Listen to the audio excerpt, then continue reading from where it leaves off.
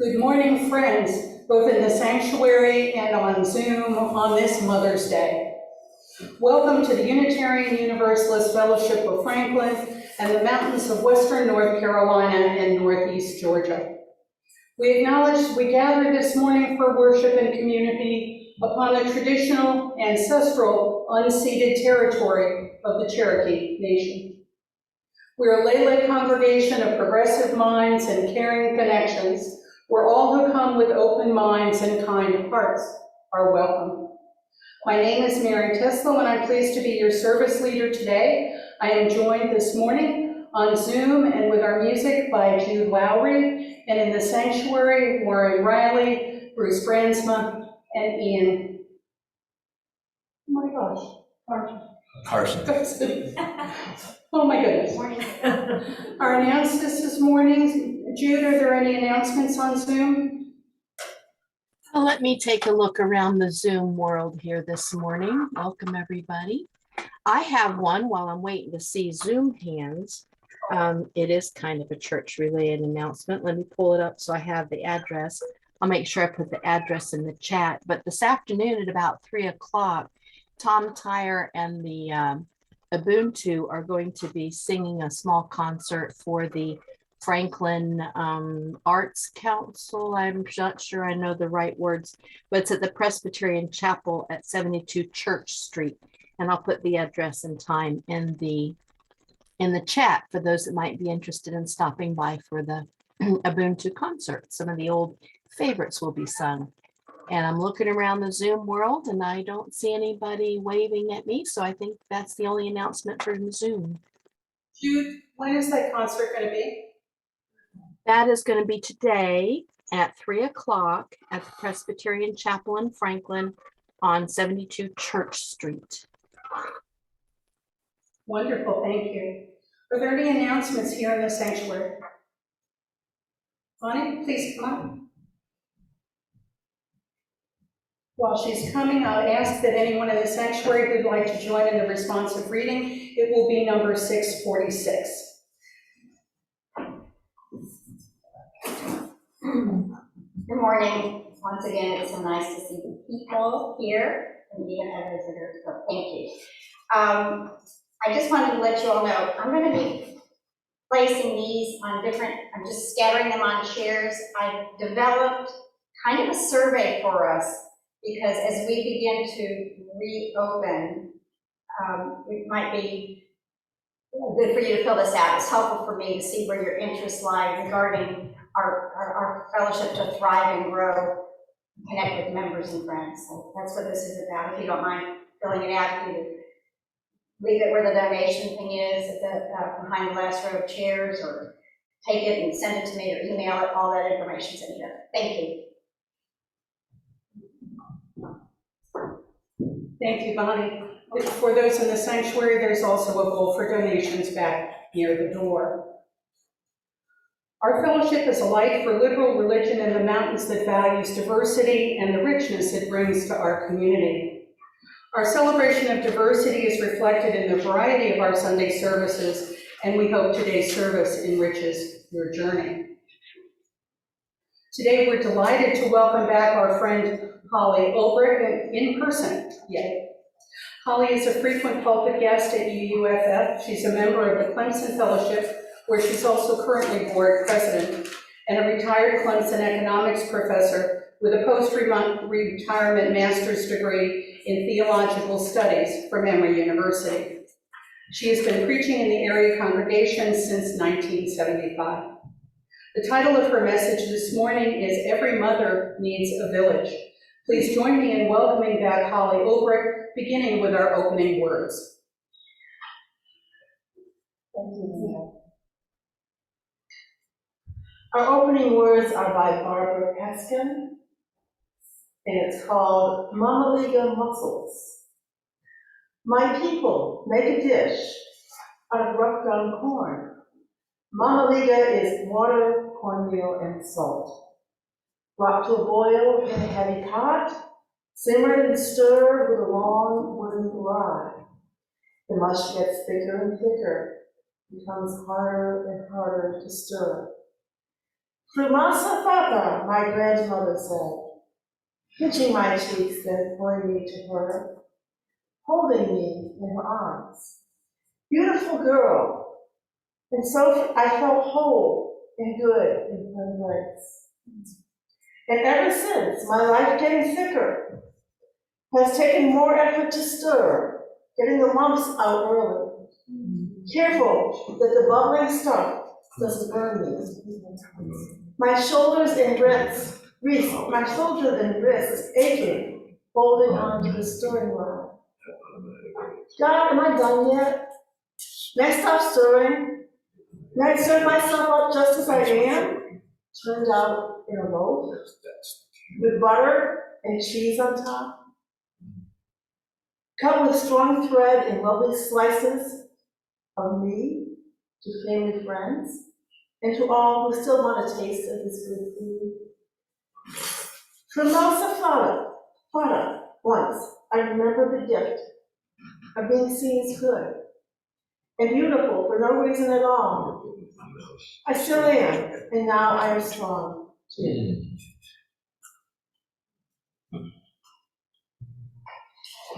As I light this chalice, let's see if I can do this. Yeah, thank you. I'm not good at chalice lighting. I like chalice lighting, but I'm not good at the mechanics.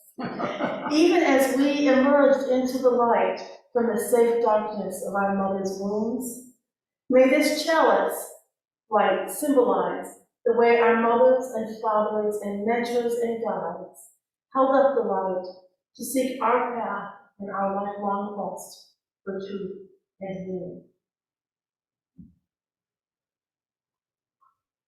Did you get that message?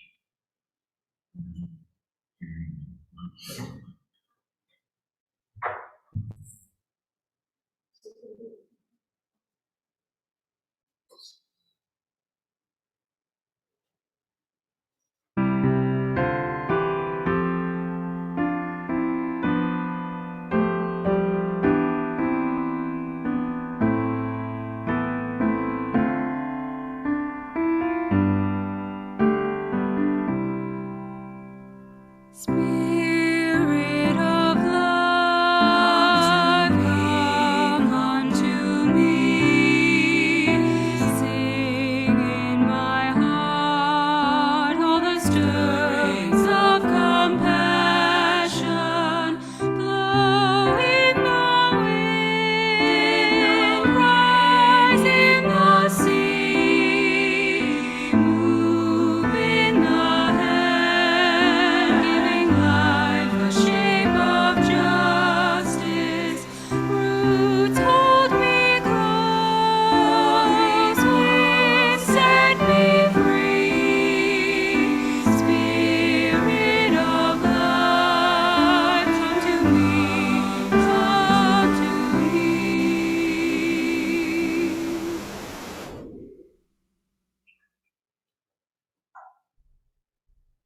Did you get that chant?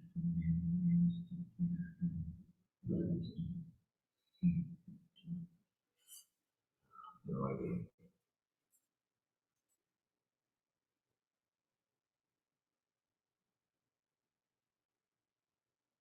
Our offering words are by Mary Allen Walden.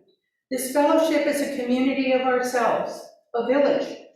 Its energy and resources are our energy and resources. Its wealth is what we share. As we contribute to the life of this community, we affirm our lives within it. All gifts of time, talent, and treasure are deeply appreciated.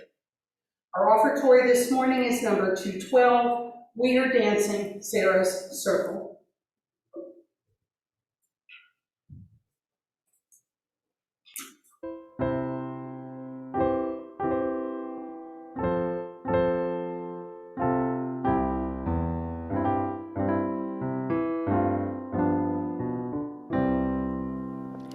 We are dancing Sarah's circle.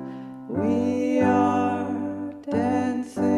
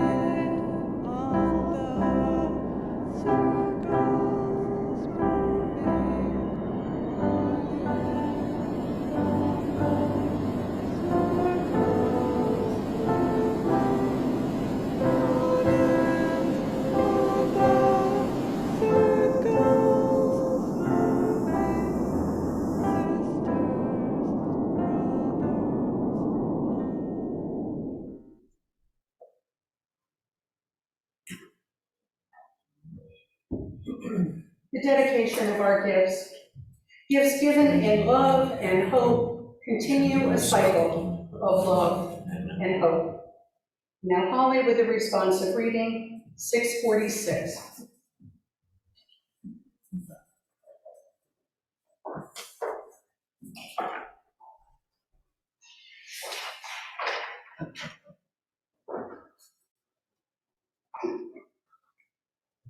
Give us the spirit of the child. Give us the child who lives within.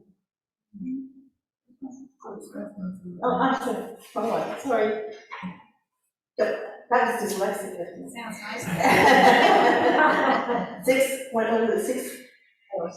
Yeah, I did 664. I think that was the line, Joseph. This is better. We clasp the hands of those who go before us. In the hands of those who come after us. We enter the little circle of each other's arms. In the larger circle of lovers whose hands are joined in a dance. And the larger circle of all creatures. Passing in and out of life, who move also in a dance. To a music so subtle and vast that no ear hears it. Except in their presence.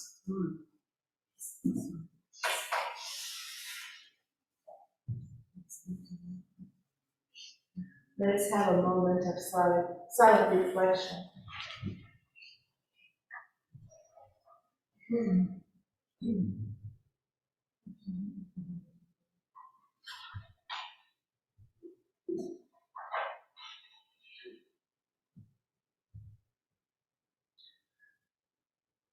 When I was a Lutheran, the scripture reading was supposed to be the basis of the sermon, or at least one of the three scripture readings, or in pinch, the psalm. This practice was derived from the synagogue, and it's been a staple of the Catholic, Lutheran, and Episcopal, and Methodist traditions from their earliest Christian roots. The readings follow a 3-year cycle, and some of the readings get used every year rather than every 3 years. I can't decide whether I'm comforted or appalled at the thought of all of those churches preaching on the same scripture and wondering what lessons they find in it. I actually got a B+ on one paper in seminary. It was supposed to interpret a passage of scripture. I got a B+ because my essay was not sufficiently faithful to the text. Fidelity in that learning, trying to learn what it was saying to me, rather than using it as a jumping point, off point for my own reflection, which was a very UU thing to do, but it was, after all, Methodist seminary. On the pro side, sometimes it's comfortable to have an assigned topic to start preparing for a worship service. On the other hand, in my former Lutheran church, there was one particular Sunday in February for which both ministers were very weary of doing their duty. It was called Transfiguration Sunday. Our two ministers vied to see who would be the first to arrange to be away. Because each of them figured they might have had one good sermon on that topic, which they'd already preached to that congregation. Well, when I became a UU, I quickly discovered that I preferred to find my own inspiration for a topic. But every now and then, I take requests. I particularly remember many years ago, Mary asking me to preach on statistics from the Pew Report. And being an economist, that was thrown into the frying pan. Just as in late November, most UU congregations will have a Thanksgiving sermon. And they also usually celebrate Mother's Day on the second Sunday in May from the pulpit. Clearly, I need to acknowledge Mother's Day. I can't decide if it's an opportunity or a challenge. Maybe both. Mother's Day has the complication of our mixed feelings about this subject. Most of us have had mothers and fathers, but we have feelings about their relationship to them and about our own parental roles or not parental roles. So there's a lot of emotion in that one word, mother. So first of all, I want to honor the link between Mother's Day and our sixth source, birth-centered traditions. Ancestry.com informs me that I am 40% Celtic. A heady combination of Scottish, Irish, and Welsh, all I'm sure on my mother's side, because it's English on my father's side. And there's also a sizable dose of Norwegian DNA, which was dropped off by passing Vikings quite long ago. So as a result, I'm very interested in the Celtic holidays and how they've influenced other holidays. Mother's Day is very close to Beltane, May 1st, that raucous fertility festival when humans try to encourage plants and animals to be fruitful and multiply by showing them how. No coincidence there. Plants aren't much at mothering, but animals often are. If Valentine's Day has done its work 3 months earlier, there should be lots of newly minted mothers to be out there by Beltane. But Beltane just celebrates biological motherhood. There's so much more mothering to be done by everyone and for everyone at every stage of life. A supporting cast of caregivers and mentors, fathers and teachers, extended family and friends and neighbors, and doctors and musicians and electricians and waiters and coaches and ministers and social workers and scout leaders. Those are the village that supports every parent, mother and or father, in their role as a mentor.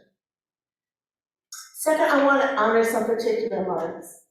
Sarah, whose song we just sang, who became a mother long after menopause and became Abraham's partner in parenting the Abrahamic faiths, Judaism, Christianity, and Islam.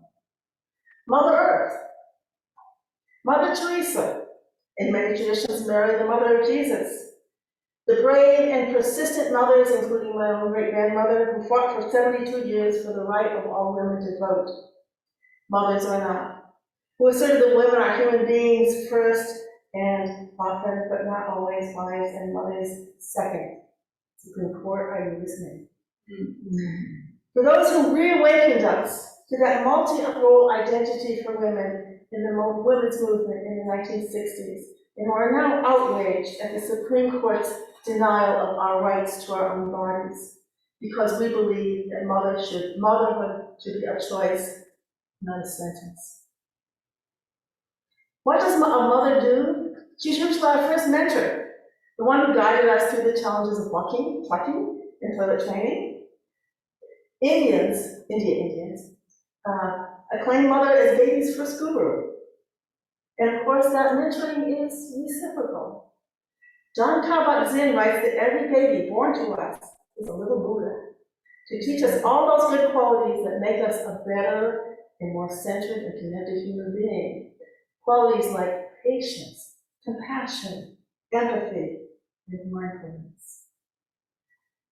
Experiencing new life within the immediate or extended family is often how we as mothers and fathers, big sisters and big brothers, aunts and uncles and teachers, get our first experience of being mentors. We learn to see the world through someone else's eyes and figure out what we can say or do to answer their unspoken question and help them find what they need to address those unmet needs like a clean diaper and a bottle. We learn to see those of us who become mothers and teachers and caregivers and other helping professions get our first training in the family. Those who work with their hands are often mentors as well, teaching their skills by word and example to the next generation. In fact, it's hard to think of any occupation or skill or hobby where mentoring is not an essential service that bonds experts to novices, teachers to learners, masters to apprentices. And often, again, the learning is reciprocal. My teachers and my students together taught me how to teach. I did learn quite a few useful things from my mother. I learned the philosophy of ironing 5 pieces a day, so the basket is never overflowing. Now it's more of a metaphor to the first generation. But it offers lots of other applications in getting the daily tasks done.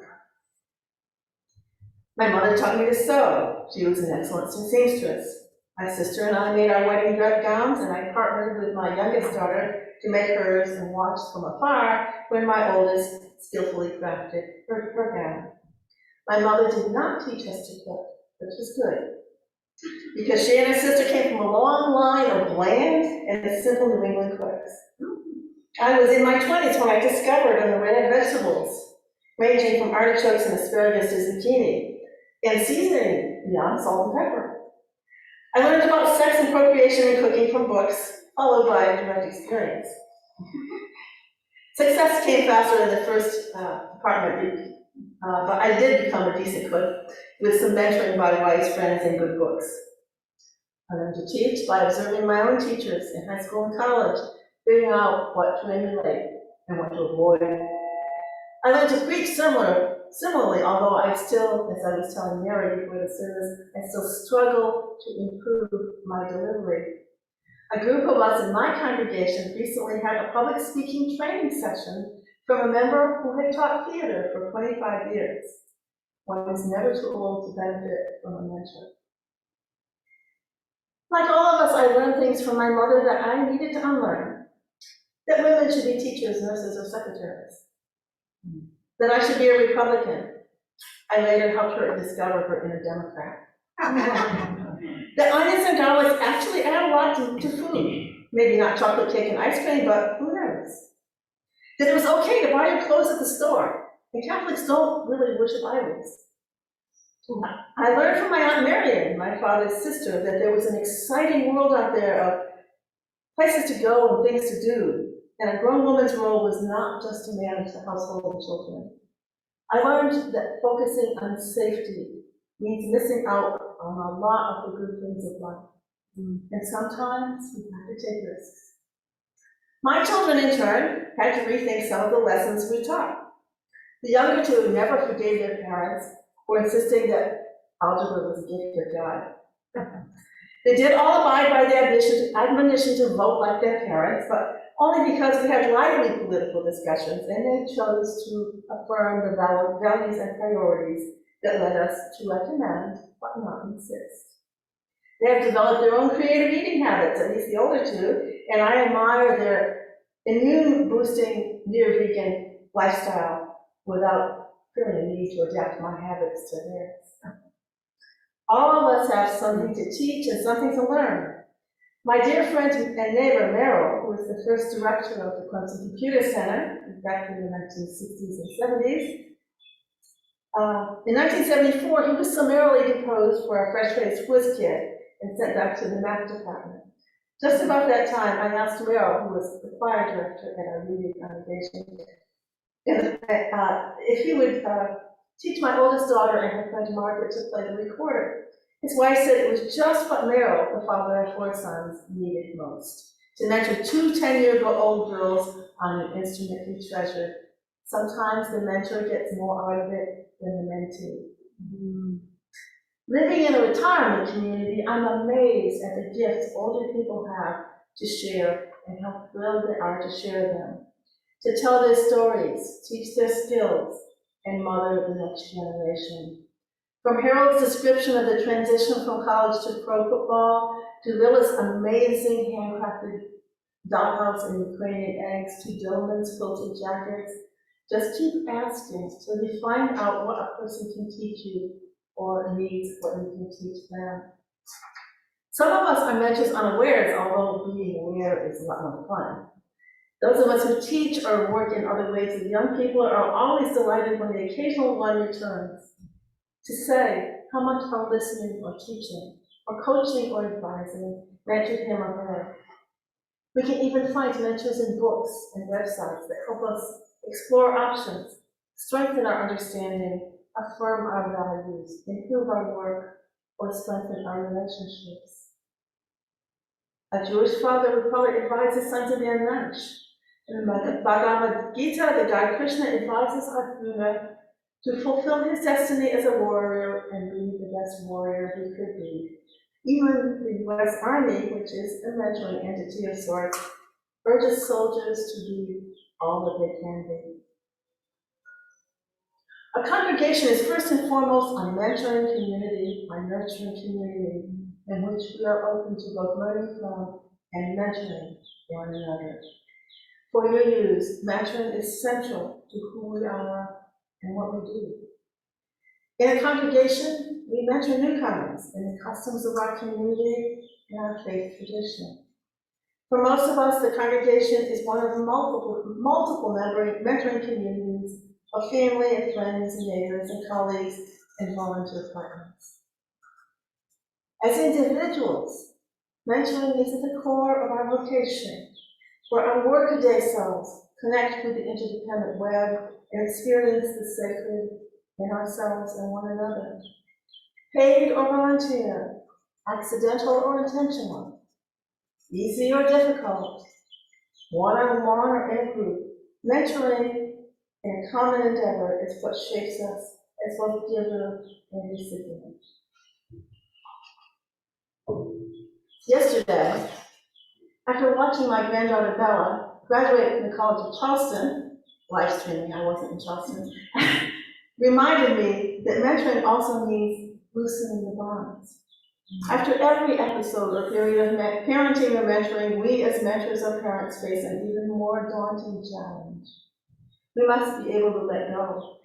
Take off the training wheels, let that person make their own mistakes and learn from them. No helicopter parenting, please, and just ask any college professor. Or as poet Mary Oliver so wisely said, to live in this world, you must be able to do three things. To love that which is mortal, to hold it against your bones, knowing your own life depends upon it, and when the time to let go, let it go, to let it go. Fly, Bella, fly. Every Sunday, I write a long email message to my 3 daughters, niece, and nephew. On Mother's Day, as I did today, I always thank my daughters for making me a mother and being patient with my on-the-job training. If you are a mother, remember to practice with care your mission as a mentor, including the part about letting go. If you have a mother, be thankful and patient, knowing that you are not a clone but a separate person, and so is she, with her own dreams and gifts and passions. She is, however, a mentor from whom you have learned and may still learn, but are ultimately free and indeed obliged to discern what works for you. Really, I would have forgiven my daughters. They didn't share our political persuasion. On the other hand, as I said, I persuaded my mother to reconsider hers, and she became an amazingly rabid Democrat, glued to CNN for the last days of her life. Inside every mentor is a parent, an actual or surrogate parent, who has life lessons to share and is anxious for those in need of some signposts along their path.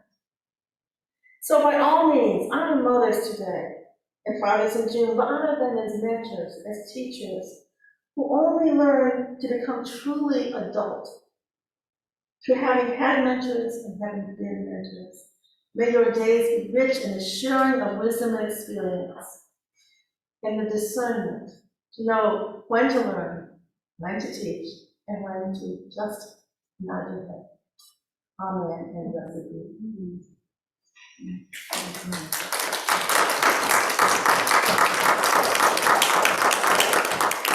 Our closing hymn is number 97, Sometimes I Feel Like a Motherless Child.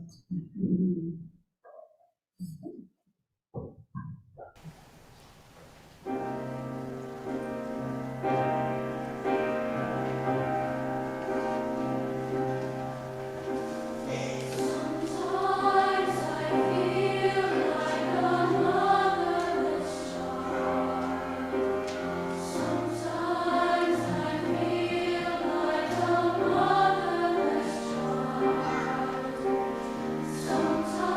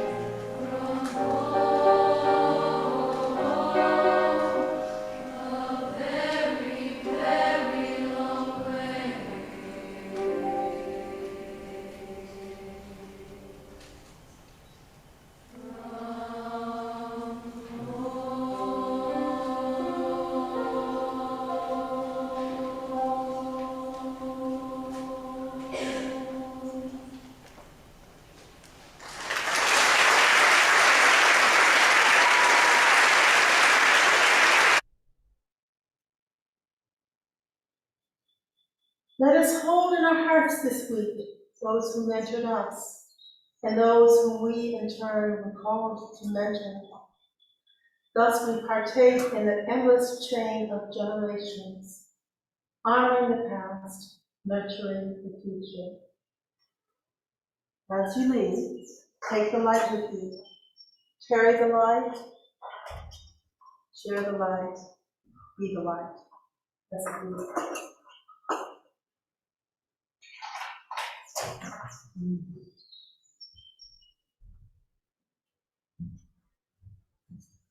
When we are all together, we circle our round sanctuary and join hands for our closing circle and covenant. For now, those in the sanctuary may choose to join hands, while those of us on Zoom will join you in spirit as we recite our covenant together. Love is the spirit of this fellowship, and community is its goal. This is our great covenant, to dwell together in peace, to seek the truth in love, and to help one another. So may it be. We now finish our recording and pause to move to joys and community and concerns and community conversation time, where you'll have a chance to ask Holley any questions.